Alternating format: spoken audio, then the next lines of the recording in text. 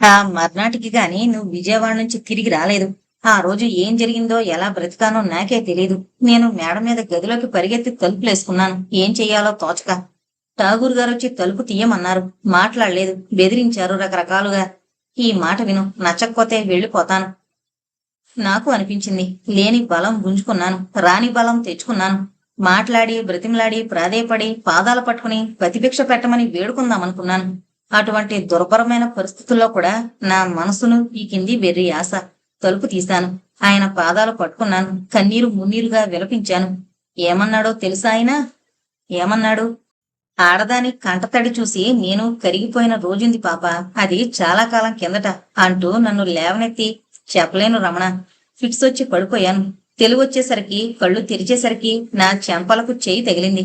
ఎదురుగుండా నువ్వు కనిపించావు. తగ్గిపోతుంది ప్రతిమ, నీ జబ్బు త్వరలో అంటూ ధైర్యం చెప్పావు. మంచం మీద నుంచి దిగవద్దన్నావు.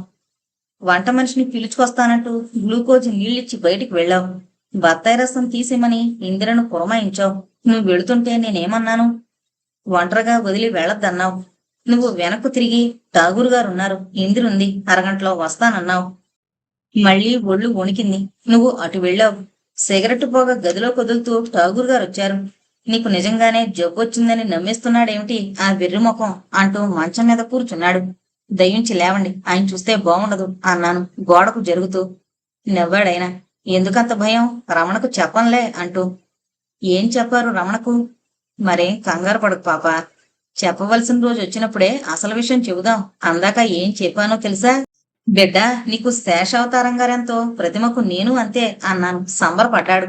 నాలాంటి పెద్ద దిక్కు కావాలట కుటుంబానికి అంటూ సిగరెట్ పొగతో ఉక్కిరి బిక్కిరయ్యి తెరలు తెరలుగా దగ్గినట్లు నవ్వడం మొదలు పెట్టాడు. ఇంద్రొచ్చింది బెదురుతూ పళరసం పుచ్చుకుని. తాగు పాప అంటూ బలవంతంగా రెక్క పుచ్చుకులాగి కూర్చోబెట్టి తాగించాడు. అర్జెంటుగా మద్రాసు వెళ్ళాలి. కాస్త శ్రమనుకోక వంట చెయ్యి ఇందిరమ్మ. నువ్వేం బెరుకు పడకు. నీ బావిల్లే. మన ఇంట్లో మనం, మన మనుషుల దగ్గర మనం పరాయి వాళ్ళం కాదు అంటూ పురమాయించి పంపాడు ఇందిరను. ఇద్దరం మిగిలిన గదిలో. కసాయిని చూస్తున్న గొర్రెలా ఆయన కళ్ళలోకి చూశాను వెర్రినై. ఎందుకలా చూస్తావు పాప? ఒక మాట చెప్పాలి నీకు. ముందు మంచం మీద లే. వెగటు పుట్టిందా నేనంటే? లే దయించి. లేచి ఎదురుగుండా టేబుల్ మీద సగం ఆనించి కూర్చుని మరొక సిగరెట్ ముట్టించాడు. ఆకాశంలోకి చూస్తున్నట్లు, ఇంటి వాసాలు లెక్క పెడుతున్నట్లు కాసేపు చూసి, నీకొక్క మాట చెప్పాలి పాప అన్నాడు. నేను వినలేను అన్నాను మొండిగా. ఎన్నడూ అనుకోలేదు నీతో ఇంతసేపు తర్కించి, వాదించి, బ్రతిమలాడి నేను చెప్పే మాట విను పాప అనవలసి వస్తుందని. కానీ జరిగింది. ఎన్నడూ జరగవనుకున్నవి నా జీవితంలో చాలా జరిగాయి. అందులో ఇదొకటి. ఒక రహస్యం చెప్పనా? దేని గురించి? ఈ 5 ఏళ్లు నిన్ను వదిలి, దేశాలు వదిలి, అయిపో అంతూ ఎవరికీ తెలియకుండానే బ్రతకడానికి కారణం ఇదొక ప్రమాదకరమైన రహస్యం. నా జీవిత రహస్యం. నాకు చెప్పకు రహస్యాలు, దాగవు నా దగ్గర. కావాలని బయటపెట్టి నా రహస్యం, నా పాపే నన్ను జైలుకు పంపుతుందంటే నేను నమ్ముతానా? చెప్పకు దయించి. నీ సంగతులు ఏవీ వినాలని లేదు నాకు. నీకు లేదనుకో, అవసరం లేదు గనుక అంత సొప్పెడుతున్నాడన్నమాట నిన్ను. నాటకాలు పిచ్చటగా మనిషికి. తను వేస్తోంది కేవలం వేషమని తెలియకుండా నీ నాటకంలోకి దిగాడన్నమాట. నా తల పగిలిపోతుంది. నా మాటలు వింటుంటేనా, నన్ను చూస్తుంటేనా? ఎందుకు అంత లేసి మాటలంటావు? అసలెందుకొచ్చావు? నీకేం కావాలి? డబ్బా? నవ్వాడు బిగ్గరగా. రావాలనుకునే వచ్చాను పాప. నిన్ను వెతుకుంటూ వచ్చాను. నీ కోసం వచ్చాను. కాకినాడలో చూసిన బాబుని గుర్తు పెట్టుకోకు. ఇప్పుడు చాలా మారాను నేను. కాకపోతే ఇంత సహనంగా మాట్లాడేవాణ్ణి కాదు. ఏంటి మారడం? మర్యాద, గౌరవం అటువంటివి భారీ ఎత్తున కొని కోయంబత్తూరులో దాచొచ్చాను. నిన్ను తీసుకుపోయి చూపెట్టాలని పనిగట్టుకుని వచ్చాను. అంత ప్రేమన్నవాడివి ఎలా పారిపోయావు నన్ను వదిలి అని నువ్వు అడగొచ్చు. అలా అడిగే అధికారం నీకుంది. అప్పుడు డబ్బు లేక పారిపోయాను. ఇద్దరం కలిసి సుఖంగా బ్రతికే మార్గం కనిపించక పారిపోయాను. తప్పు చేశా ఎన్నాళ్ళు డబ్బు కోసం. ఆ డబ్బు నీ కోసం, మనిద్దరి కోసం. ఈ 5 ఏళ్లలో నేను చాలా తెలివిగలవాణ్ణయ్యాను. డబ్బు సంపాదించడం ఎంత తేలికో కనిపెట్టాను. తపస్సు చేసేవాళ్లు తలలు తీసిచ్చారట పూర్వం. నే చూడలే, కాని నేను తల పోయినా సరే అనుకుంటూ తెగించి చేశాను ఆ తపస్సు. ఆ తపస్సుకు ఫలితం ఏంటో తెలుసా పాప? చెప్పు. మనం విషయం మాట్లాడి తేల్చుకుందాం. చెప్పు పాప. ఏం చెప్పను? పోనీ నా మాట నమ్ము. నీ మీద నమ్మకం. ఈ 5 ఏళ్లలో ఈ రోజు కోసం, నిన్ను, నీ కోసం నేనెన్ని పాట్లు పడ్డానో తెలుసా? తెలుగు గెడ్డ మీద పుట్టి, గెడ్డ పెరుగు నంచుకుని ఆవకాయ తిని బ్రతికిన వాణ్ణి. కట్టుగుడ్డలతో లేచిపోయి నిలవడానికి నీడలేక ఒకటి అర అరటిపండో బఠానీయో తిని నీళ్లు తాగి బతికాను. అలా వెళ్ళిన మనిషి ఇలా తిరిగి రావడానికి నీ మీద గల నమ్మకం కాక మరేంటి కారణమంటావు చెప్పు పాప. నా మీద ఎందుకంత నమ్మకం? బావుంది పాప, నువ్వు అడిగిన ప్రశ్న. నాకు ఇంకెవరున్నారు? నీ పెళ్ళాం పిల్లలు పంచాయతీ పెట్టించి ఉన్న 4 ఎకరాలు రాయించుకుని కోర్టులో కాకపోయినా మానసికంగానైనా 10 ఏళ్ల కిందటే విడాకులిచ్చి దాని మానాన అది సుఖంగా బ్రతుకుతుంది. పిల్లలంటావా? నేను ఇంటికి వెళుతున్న రోజుల్లోనే నాన్న అంటూ వాళ్ళు దగ్గరకొచ్చిన రోజు లేదు. నా మీద లోకంలో నీకు తప్ప మరెవ్వరికీ ప్రేమ లేదు పాప. నీ భార్యకు నీ మీద ప్రేమ లేదని నువ్వెలా చెప్పగలవు? నేను నా భార్యను ఎన్నడూ ప్రేమించలేదు గనుక. నాకు నీ మీద ప్రేమ ఉందని ఎలా అనుకుంటున్నావు? నేను నిన్ను ప్రేమించాను గనక నువ్వు నాకు కావాలి పాప. నువ్వు లేకుండా నేను బ్రతకలేననిపిస్తోంది. నన్ను కాదని నువ్వు బ్రతకలేవు. ఈ భ్రమ ఎప్పటి నుంచి పెట్టుకున్నావు? 10 ఏళ్ల క్రితం నిజమైంది. ఇప్పుడు కాకుండా పోతుందా? మనిద్దరిని నిజంగా కలిపిన బంధం ఎటువంటిదో నీకు తెలియదా పాప? అంటే నువ్వనేది నాకు అర్థం కావడంలే. అర్థమయ్యేటట్లు చెప్పమంటావా? చెప్పు. నీ వద్దన్నా నువ్వు మానేదేముంది? నువ్వే కాదు పాప, భగవంతుడొద్దన్నా నేను చేయదలుచుకున్న పని చేయకుండా మానను. నాకు తెలుసు. అందుకే ఆ రోజు మరిచిపోవద్దు అంటున్నాను. ఏ రోజు? మరిచిపోయినట్టు నటించుకో. మరిచిపోయాను. అయితే నీకు స్వయంగా నన్ను గుర్తు చేయమంటావా? వద్దంటే మానతావా? మానననుకో. మీ పెద్దమ్మ మొదటిసారి నీకు చీర కొనిపించింది నా చేత. ఆ చీర కట్టుకున్న రోజు గుర్తుందా? గులాబీ రంగు ఎర్ర చీర అన్నారు ఠాగూర్ గారు. పోనీ రమణ, ఆయన అలా పిలవడం మధ్యలో అలవాటు చేసుకున్నాను. నాకు తెలిసినప్పటి నుంచి ఆయన బాబు.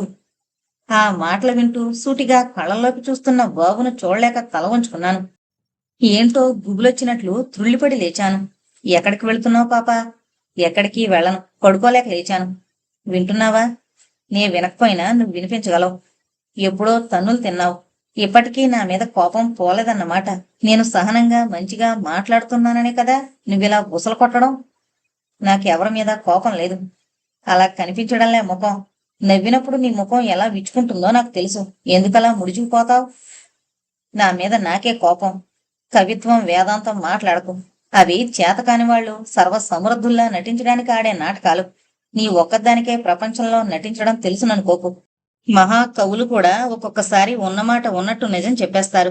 నువ్వు నాటకాలాడవు నిజమే, కాని నేను నీలాంటి వాళ్ళు 10 మంది చేత 1,00,000 నాటకాలు ఆడించాను.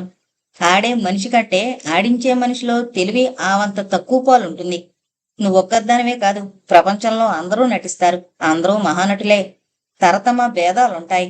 ఆ చీర కట్టుకుని గుప్పెడెత్తు ఎగిరిపోయావు గారడీవాడి మంత్రదండంలా. సినిమాకెళదామా పాప అన్నాను. ఎగిరి గంతేశావు. గుర్తులేదు? కాకినాడ 4 వీధులు తిరిగాం కారులో. హోటల్లో క్యారేజీ తీసుకుని కారులో పెట్టుకుని సరాసరి తుని రోడ్డు మీదున్న టీబీకి వెళ్ళాం. బంగ్లాలోనే ఎల్లకాలం ఉండిపోవాలని ఉందన్నావు. గుర్తులేదు? గుర్తులేదు. ఏ ఆడది అటువంటి రోజు, ఆ మొదటి రోజు జన్మలో మరిచిపోదే. అటువంటి అనుభవం ఎరుగుండి మరిచిపోయావంటే నేను నమ్మగలనంటావా? ఆ అనుభవం ఎరుగున్నది ఈ ప్రతిమ కాదు, మరెవరు? నీ కాకినాడ పాప. మాటలతో మిలికలు పెట్టకు. ఈ రోజుల్లో దమిడికి మారని ప్రతి లోఫరు మాట్లాడుతున్నాడు నీకంటే తెలివిగా. కుక్క గొడుగుల్లా సందుకు 10 మంది పుడుతున్నారు తెలివైన వాళ్ళు. నువ్వే తెలివైన దాన్ని అనుకోకు. నువ్వు మారానన్నావు, నేను మారానంటే ఎందుకు నమ్మవు? మా సత్తిగాడు మీసాలు రాకముందు ఆడవేషాలు వేశాడు. కొమ్ములొచ్చి ఆనాక యమధర్మరాజు వేషాలు వేయడం మొదలు పెట్టాడు. మనిషి మారాడంటావా? పై వేషాలు మారాయి. నువ్వు అంతే, నేను అంతే. ఎంతనుకున్నా నేను బాబుని కాకపోను, నువ్వు పాపవు కాకపోవు. పోనీ ఆ రోజు నేను స్వయంగా నీకు ఫోటోలు తీశాను. అవన్నా గుర్తున్నాయా? చూపెట్టు ఎవరికన్నా. నీవి కావంటారేమో. ఇంకా గుర్తు రాలేదంటే ఆ ఫోటోలు తీసు గాని గుర్తొస్తుందేమో. బాబు, భయపడకు. ఒంటరిగా రహస్యంగా చూసుకుంటుంటాను. ఎవరికీ చూపెట్టలే. మరో కన్ను పడలా వాటి మీద. ఆ ఫోటో స్టూడియో బంగారాజు కాపీలు తీస్తూ చూడ్డం తప్ప చూస్తావా? ఇంకా ఉన్నాయా ఆ ఫోటోలు నీ దగ్గర? ఫిల్ములు కూడా దాచాను. ఎందుకోసం? నన్ను సాధించడానికా? కాదు, నిరూపించడానికి. ఏ విషయం నువ్వు నిరూపించదలుచుకుంది? కంగారు పడకు. నువ్వనుకున్న విషయం కాదు. మరి అందమైన మనిషికి బట్టలతో అందం తరుగుతుందని ఇలా నన్ను భయపెట్టాలని చూస్తున్నావన్నమాట. ఏడ్చి రాగాలు పెట్టకు. నాటకం డైలాగులు నా దగ్గర చదివి నీ సమర్థన నాకు తెలుసు.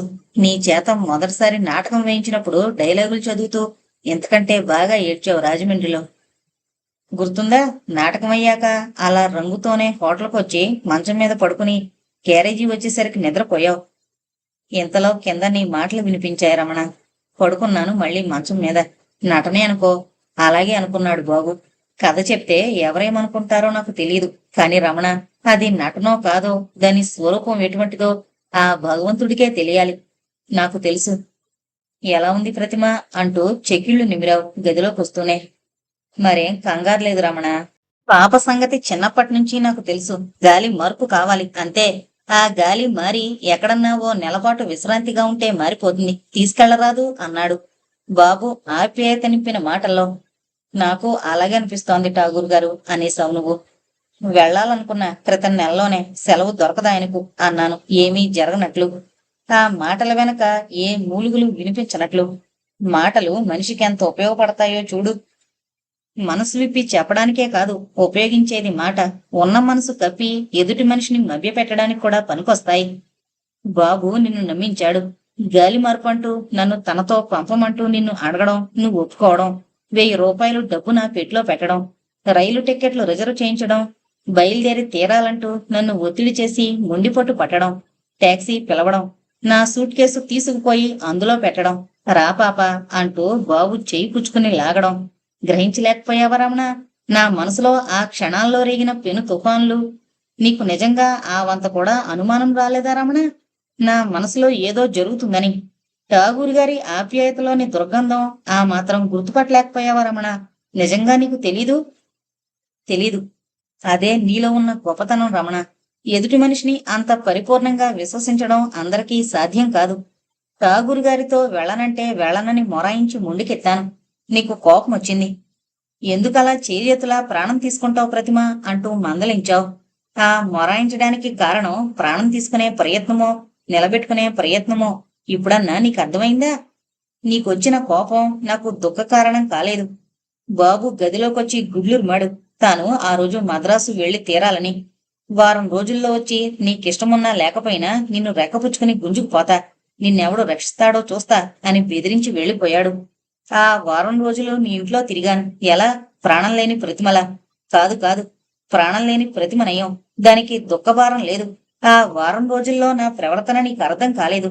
ఎంతో లాలించావు. కారణం చెప్పమంటూ నా చెమ్మగిల్లిన కళ్ళను తుడుచుకున్నావు. నీకేం లోటు చేస్తున్నాను ప్రతి అంటూ. చివరకు నువ్వు నన్ను అపార్థం చేసుకున్నావు. ఇందిర విషయంలో నిన్ను అపార్థం చేసుకుంటున్నానని నువ్వు భ్రమపడ్డావు. అనలేక అనలేక ఆ మాట ముఖాన్ని అనేశావు. అనుమానం పెనుభూతం ప్రతి. అందులో అసూయదానికి తోడైనప్పుడు, అంతకు మించి ఆ దెయ్యం ఆడదానికి పట్టినప్పుడు ఫలితాలు ఇంత దారుణంగా ఉంటాయి గావోలు అంటూ విసురుగా వెళ్ళిపోయావు. గోడకు తిరిగి జీవోత్సవంలా రాని నిద్ర నటిస్తూ నీ పక్కన పడుకుని ఒక్కొక్క యుగంగా కరిగించిన రాత్రుళ్ళు. నువ్వు అనుభవించిన బాధ నాకు తెలుసు రమణ. మన మధ్య రోజు రోజుకు క్షణక్షణానికి పెరిగిపోతున్న అగాధాన్ని చివరకు ఇందిర కూడా గుర్తుపట్టింది. ఆ రోజు రాత్రి తెల్లవార్లు మంచం మీద పడుకోకుండా ఎదుటి కుర్చీలో కూర్చుని ఎన్నడూ కాల్చని వాడివి మొదటిసారిగా సిగరెట్లు మొదలు పెట్టావు. అలా తెల్లవార్లు కాలుస్తూనే ఉన్నావు. తెల్లవారిన తర్వాత మనం పోట్లాడుకున్నాం. మన కాపురం ఎన్నాళ్ళు నడుస్తుంది అన్నావు. నాకు తెలీదు అన్నాను నేను. ఎందుకు నాకు ఈ శిక్ష విధిస్తావు ప్రతిమ? నేనేం చేశాను? ఎంతకంటే ఏం చెయ్యాలి? నిన్నేం బాధ పెట్టడం లేదు నేను. పెడుతుంది సుఖమంటావా? కాదు. అయితే తెలిసే చేస్తున్నావన్నమాట. నాకు తెలీదు. ప్రతిమ, ఏ దయ్యం పట్టింది నీకు? ఏదో పట్టింది. ఏంటా సమాధానం? మొండికెత్తావన్నమాట. నువ్వెలా అనుకున్నా సరే. అంటే నీ అభిప్రాయం? నేను నీ గురించి ఎలా అనుకున్నా నీకు అవసరం లేదన్నమాట. మాట్లాడు ప్రతిమ. ఏం మాట్లాడాలి? నన్నెందుకు ద్వేషిస్తున్నావు? ద్వేషించడం అంటే ప్రేమించలేకపోవడం. ప్రేమించలేకపోవడం ద్వేషం ఎలా అవుతుంది? పోనీ ఇది చెప్పు, ఎందుకు ప్రేమించలేకపోతున్నావు నన్ను? నేను ప్రేమించడం లేదన్నానా? అంటేనే తెలుస్తాయా? ఛీ, ఇలా బ్రతికామా ఎన్నడైనా? బ్రతకలేదు. మరిప్పుడు ఎందుకొచ్చింది ఈ దిక్కుమాలిన బ్రతుకు? అన్ని రోజులు ఒకలా నడుస్తాయా రమణ ఏ మనిషికైనా? వేదాంతం చెప్పుకో. వేదాంతం కాదు, ఇది నిజం, జీవన సత్యం. ఇలా ఎంతకాలం జరుగుతుంది మన సంసారం? నాకు తెలియదు రమణ. తెగించావన్నమాట. నే తెగించలేదు. మరెందుకిలా తెగేదాకా లాగుతున్నావు? నేను లాగడం లేదు. లాగడం కాక ఏంటిది ప్రతిమ? చెప్పు, నీ అభిప్రాయం ఏమిటి? నాకు తెలీదు. నాకు తెలుసు. తెలిస్తే చెప్పు. ఆడదంటే అసూయకు మారు పేరు. ఇందిరతో నేను చనువుగా ఉంటున్నానని నువ్వు ఏడుస్తున్నావు, నన్ను అనుమానిస్తున్నావు. ఏ పాపం తెలియని మల్లెపువ్వు లాంటి మనసు ఇందిరది. దాన్ని అనుమానిస్తున్నావు. నువ్వు ఎంత పాపం చేస్తున్నావో నీకు తెలీదు ప్రతి. నాకు తెలుసు రమణ. నువ్వు విడమర్చి చెప్పనక్కర్లే. నేనెంత పాపిష్టిదానో నాకు తెలుసు. తెలిసినప్పుడు మనిషి అయితే తప్పు దిద్దుకోవాలి. నేను మనిషిని కాదు రమణ. అలా మొండికెత్తకు ప్రతి. నిజం చెప్తున్నాను. నా ప్రాణం అనుకున్నా నిన్ను. నీ మీద ప్రమాణం చేసి చెబుతున్నాను. ఇంద్రుని గురించి నువ్వు అసూయ పడవలసింది కాదు. నీ అసూయకు తగిన వస్తువు కాదు. నిజానికి నిన్ను చూసి అసూయ పడే అధికారం ఇందిరకుంది. పుట్టినప్పుడే అందరూ అనుకున్నారు ఇందిరమ్మ రమణ పెళ్ళాం. ఆ మాట వింటూనే అది పెరిగింది శైశవంలో కూడా. ఆ మాట వింటూ శైశవాన్ని విసర్జించి కళ్ళు తెరిచింది. అది పైకి చెప్పలేదు. కానీ దాని బాధ నాకు తెలుసు ప్రతి. పరిపూర్ణంగా తెలుసు. దానికి పూర్తిగా తెలీదు. మనలా కుట్రలు కుతంత్రాలు కల్మషం ఎరుగని మనసు. నిప్పులాంటి మనసు దాంది. అటువంటి మనిషిని చూసేనా నువ్విలా ఏడ్చేది? నిన్ను చూసి అదేడవాలి నిజానికి. నేను ఇందిరని చూసి ఏడవడం లేదు, అసూయ పడ్డం లేదు. ఆ సంగతి భగవంతుడు తెలుసు. నన్ను అపార్థం చేసుకోకు. ఎన్నాళ్ళు నిన్ను అపార్థం చేసుకున్నా, ఇప్పుడిప్పుడే నిన్ను అర్థం చేసుకుంటానికి ప్రయత్నిస్తున్నా.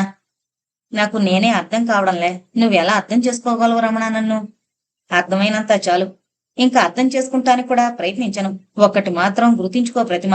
ఇలా ఈ అర్థం లేని కారణం లేని దిక్కుమాల మనస్పర్ధలతో మనం ఎక్కువ కాలం బ్రతకడం జరగదు. ఇలా కొతకొతా ఉడికి ఎప్పుడో పగిలిపోతుంది. నాకు తెలుసు రమణ. ఏం తెలుసు నీకు? మన కాపురాన్ని ఏ విషసర్పమో కాటు వేసిందని. నా మాటలు అర్థం కాక, నా ప్రవర్తన అర్థం కాక అలాగే కాసేపు నిలబడి నివ్వెరపోయి చూశావు. నీ కళ్ళు చెమ్మగిల్లాయి.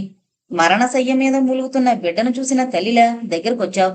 జాలిగా చెంపలు నిమురుతూ నువ్విలా అయిపోతున్నావు. నీకు మతి పోతోందేమోనని నా భయం. నువ్విలా ఉంటే నేను బ్రతకలేను ప్రతి. నీకు ఏం ద్రోహం చేశానని చెప్పు నన్నిలా హింసించడానికి? ఎందుకో నీ మనసు చెదిరిపోయింది. ప్రతి చిరుగాలికి బెదిరిపోతున్నావు. ఆలోచించు. ఇద్దరం కలిసి తృప్తిగా కష్టపడి తపస్సు చేసి ఈ సంసారాన్ని నిలుపుకున్నాం. నువ్వు నిలబెట్టావు నన్ను. ఇప్పుడిలా పునాదులే చిట్ల కొడుతున్నావు. ఆలోచించుకో ప్రతిమ. ప్రశాంతంగా ఆలోచించు. సాయంత్రం చెప్పు ఏ సంగతి. ఇందిర విషయం మాత్రం అపార్థం చేసుకోకు. తల్లి తండ్రి లేని లోటు లేకుండా మావయ్య నన్ను పెంచాడు. అత్తయ్య చేతి అన్నం తిని పెరిగి పెద్దవాణ్ణయ్యాను. ఆ రుణం తీర్చుకోవడం మన కర్తవ్యం. ఇందిరకు మనంగాక ఎవరున్నారు ఆలోచించు అంటూ అన్నం తినకుండా బరువుగా ఆఫీసుకు వెళ్ళిపోయావు. నువ్వెటు వెళ్లగానే ఇందిరొచ్చింది. గదిలోకొస్తూనే నా కోసం మీరు బాధపడకండి అక్కయ్య, నీ వెళ్ళిపోతున్నాను అంటూ విసురుగా బయటకు వెళ్ళిపోయింది. మన ఇంట్లో కాలు పెట్టిన క్షణం నుంచి అప్పటి వరకు ఇందిరతో మనసు విప్పి మాట్లాడే అవకాశం నాకు రాలేదు. ఏదో బెరుకుతనం మనసులో. నిన్ను అక్కాని పిలవచ్చా అక్క అంది అమాయకంగా వచ్చిన రోజున. నీ ఇష్టం తల్లి అంటూ కళ్ళు మూసుకున్నాను. ఏమనుకుందో తెలీదు. తర్వాత నన్ను ఎన్నడూ అక్క అని పిలవలేదు. నేను ఇందిరకు దూరంగా ఎలా తప్పుకు తిరుగుతున్నానో నాకు కూడా ఇందిర అలాగే దూరం దూరంగా తొలగి తిరుగుతుండేది. మనుషులు దగ్గరగా మసులుతున్నా మనసుల మధ్య ఎంతెంత దూరాలుంటాయో చూడు. ఒక ఇంట్లో ఉంటూనే ఇద్దరం మోగవాళ్ల మాదిరి బ్రతికాం. చివరకు ఏం జరిగిందో చూడు. నువ్వు నన్ను ఎలా అపార్థం చేసుకున్నావో ఇందిర కూడా అలాగే అపార్థం చేసుకుంది. అందుకే వెళ్ళిపోతానంది.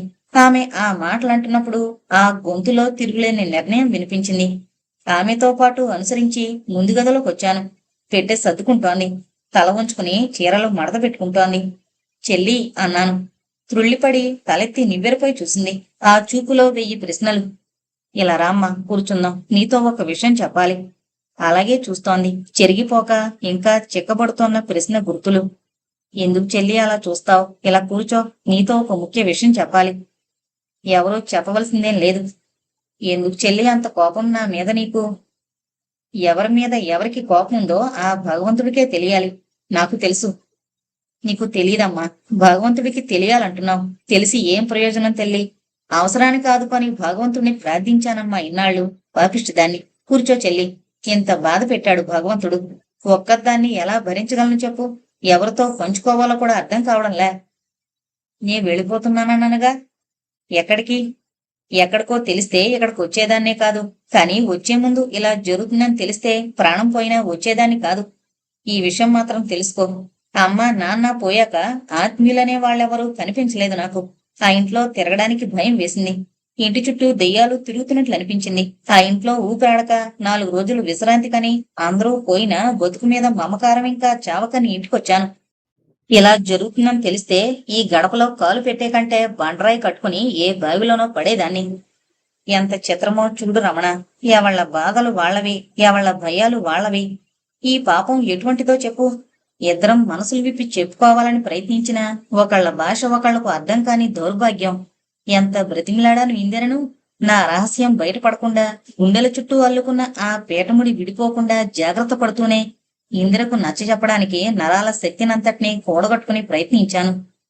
నువ్వన్నది నిజమే రమణ. మాయలెరుగని మల్లెం మొగ్గలాంటిది నీ ఇందిర మనస్సు. ఆ మాటలు నమ్మింది ఇందిర. ఆడదానిలో సహజంగా మూర్ఖత్వం పాలెక్కువ. నమ్మితే మనుషుల్ని విపరీతంగా నమ్ముతుంది. అలాగే తన అదృష్టాన్ని కూడా సృష్టి సత్యంలా నమ్ముతుంది. అలాగే నమ్మింది ఇందిర నన్ను. చివరకన్నాను.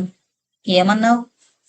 చెల్లి ఇందిర, నాకు చెల్లెలు లేదు. చెల్లెలే కాదు, ఈ ప్రపంచంలో నేను చాలా ఒంటరిదాన్ని. నీలాంటి మనిషి నాకు తోడుగా ఉంటే నాకు ఇంకేం కావాలి తల్లి. పొరపాటు పడకమ్మా నా విషయంలో. నీ మీద నేను అసూయపడ్డం, అనుమానించడం, ఇటువంటి అపార్థాలు రాజుకోవడం నా దురదృష్టం తల్లి. కష్టకాలంలో అయిన వాళ్ళ అవసరం ఎంత విలువైందో నాకు తెలుసమ్మా. నువ్వెందుకు వెళ్ళాలి? నీ బావ, నీ ఇల్లు. చిన్ననాటి నుంచి ఇద్దరూ ఒకే నీడలో పెరిగారు. నువ్వు పుట్టగానే అందరూ ఇందిరమ్మ రమణ పెళ్ళం అన్నారు. అలా అనుకుంటూ నువ్వు కళ్ళు తెరిచావు.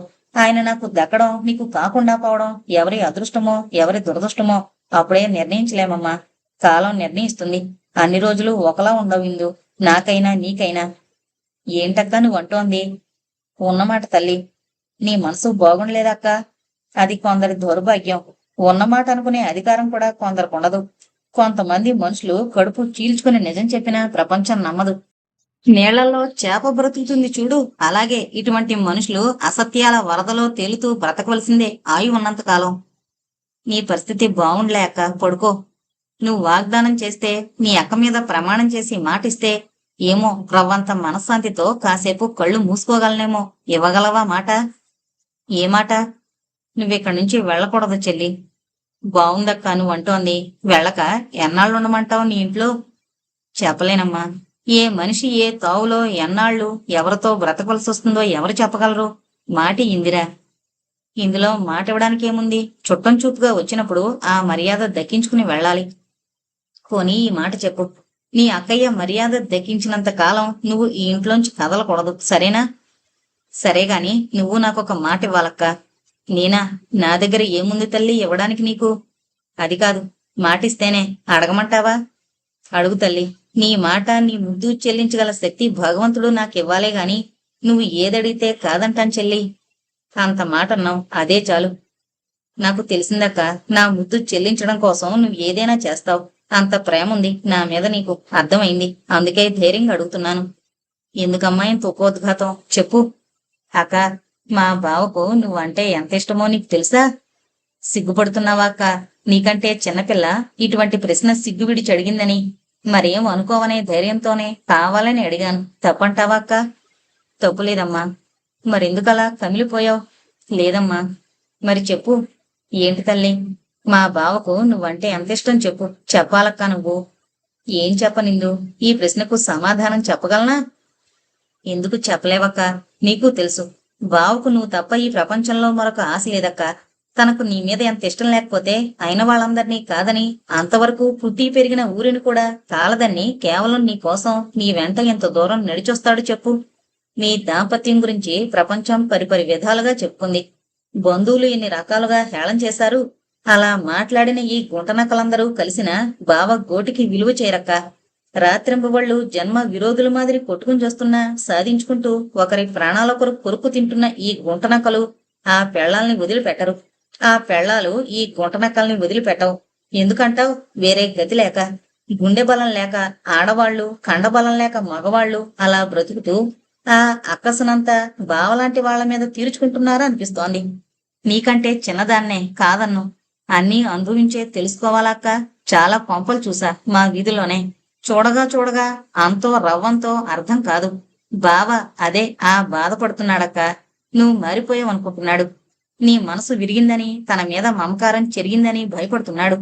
బావ కళ్ళు చూస్తున్నావా, కడుపు చూస్తున్నావా? ఏమో నాకు తెలీదు. భార్యాభర్తల మధ్య మరో కంటికి తెలియని గొడవలు చాలా ఉండొచ్చు. కానీ మీ మధ్య అటువంటి ఉన్నాయంటే నేను నమ్మను.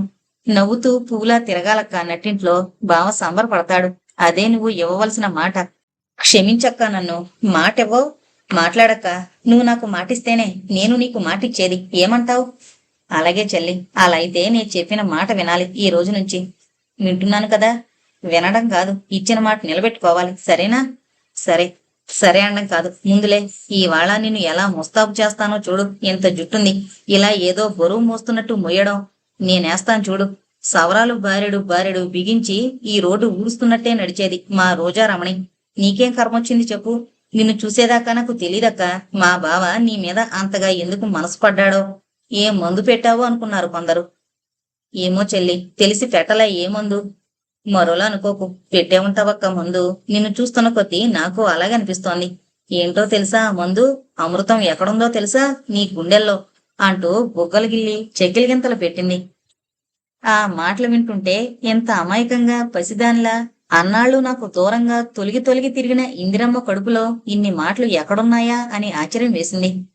ఆ సాయంత్రంలోగా ఇందిర ఇంట్లో చేసిన ఆర్భాటం ఎంతని చెప్పను. కవ్వించింది, నవ్వించింది. నవ్వకపోతే కసిరి చిరుకోపంతో మందలించి పొత్తి కడుపు మడతల్లో చెక్కిలిగింతలు చిలకరించి లాలించి హింసించి నన్ను లొంగదీసింది నీ ఇందిర. అర్థమైందా రమణ? నీ మీద మనసు పడిన స్త్రీ నీ కోసం ఎంతవరకు తెగిస్తుందో, ఎంతవరకు దిగజారుతుందో, ఎటువంటి త్యాగానికి సిద్ధపడుతుందో, ప్రపంచాన్ని బ్రతుకును ఎలా ధిక్కరించగలుగుతుందో, తన మీద తానే పగబట్టి ఆడదాని మనసు ఎంత చిత్రంగా చివరకు ఆత్మహత్యకు దారితీస్తుందో. ఇందిరలో పొంగుతున్న ఉత్సాహం అన్నాళ్లుగా నిద్రపోతున్న నా శరీరాన్ని మళ్లీ నిద్రలేపింది. ఏమీ జరగనట్లు, జరగబోదు అన్నట్లు ఒళ్ళు విరుచుకుంటూ లేచాను. ఒక వెర్రి నిశ్చయం, మొండి బలం. ఆరిపోయే ముందు దీపం వెలుగుతుంది చూడు, అంధకారంలో కలిసిపోతూ మెరుపు తలుపు లొలిపిస్తుంది చూడు. క్షణం దొరకని చాలు, మరుక్షణం విరగని పోని. ఈ అమృతాన్ని పారబోయకూడదు అనుకున్నాను. ఈ అనుభూతిని జారవిడుచుకోకూడదు అనుకున్నాను. ఆ రోజు నీకే జబ్బు లేదక్క, నా మాటలు నమ్ము అంటూ రెక్కపుచ్చుకుని నన్ను బాత్రూంలోకి గుంజుకుపోయి తలంటి పోసింది. జడల్లింది, మల్లెలు తురిమింది, అత్తరు రాసింది, గలేబులు మరిచింది, అగరబత్తులు అంటించింది. మళ్లీ స్వర్గమందిరంలా మెరిసింది మన పడక గది.